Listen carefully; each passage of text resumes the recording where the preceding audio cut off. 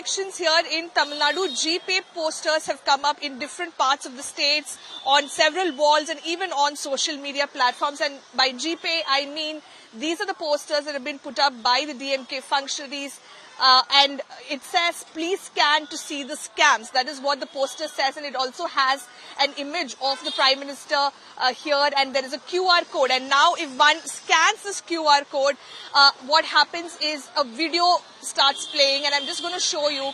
So the minute you scan this QR code, this video starts playing where they're talking about the alleged corruption of the BJP.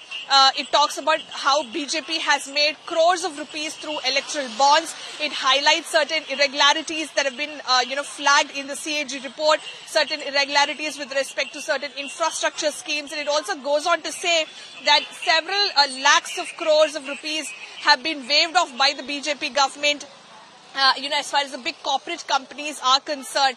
And the ending of the video, of course, says BJP should be rejected and the people's support should be given to the India Alliance. So this is something that we've seen in the past as well. In Karnataka, the Congress had a Pay CM campaign, and a similar, strategy being adopted here in Tamil Nadu. The DMK, of course, has been focusing on the BJP's corruption. The Chief Minister himself leading that attack from the front. In every campaign speech of the Chief Minister, he talks about BJP's corruption through electoral bonds, the CAG irregularities, the irregularities highlighted by the CAG, etc. In fact, just yesterday the Chief Minister said if there is a university for corruption, then Prime Minister Modi will be the chancellor of that university. So the DMK, of course, is mounting the political attack against the BJP through these GPay posters that have been put up across the state and even on social media platforms.